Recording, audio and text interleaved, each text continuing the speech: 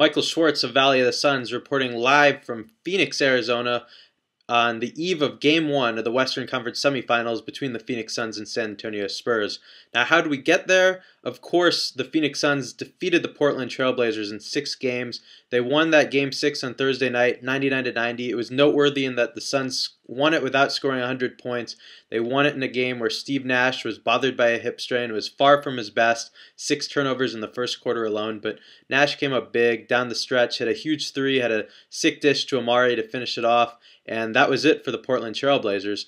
Now the Suns are going to need similar great bench play and a similar great defensive effort in this series against the San Antonio Spurs that of course starts Monday night on TNT. Now, just thinking of the Spurs just scares anybody who's been a fan of the Phoenix Suns for any length of time. Now, of course, in 2005, Joe Johnson's face was splattered in the previous series, and he missed the first couple games. Suns lost them both in Phoenix, never recovered.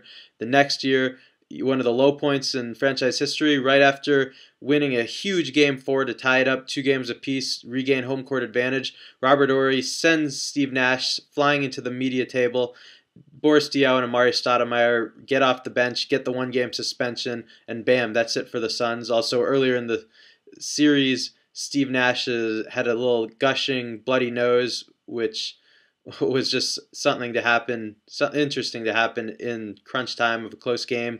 And then, of course, in 2008, you had that crazy Tim Duncan bank 3. People are now talking about, are the Suns cursed when it comes to the San Antonio Spurs? I really don't. I really feel like, yes, a lot of bad luck, a lot of bad breaks have happened, but that's just one of those things that occurs in the National Basketball Association. Of course, it's strange how often these weird things just seem to happen, but I don't believe in curses. Like Steve Nash said the other day at practice, it just happened. Things happen that way, and if you look on the bright side, the Suns probably have some good karma heading to them in this series.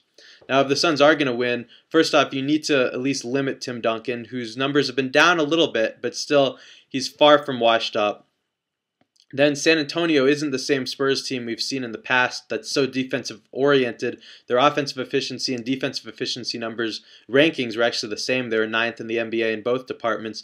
They run a 3-guard lineup out there quite often with Tony Parker, Manu Ginobili, and the newcomer George Hill, a second-year guard out of IUPUI. That's going to be a handle for the Suns to try and defend. But I think that's really the end of the court that the Suns are really, really going to need to focus on and be better than usual. The Suns scored at least 112 points in every regular season game against the San Antonio Spurs.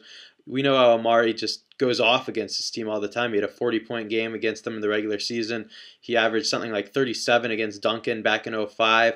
We know Amari's going to score. I think, again, like always, the Suns' bench is going to come up huge. You're going to need the guys like Jared Dudley and Channing Frye to hit those shots. And if they do that, I think we are going to have a series for the ages. I think that they're going to split the first 2, split the second 2. It's going to come down to a Game 7 in Phoenix, and I think that karma will finally be smiling on the Suns' side. Suns in 7, that's my prediction. You heard it here first.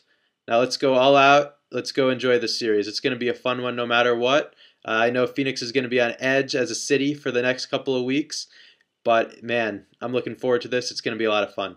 Till next time, Michael Schwartz, Valley of the Suns.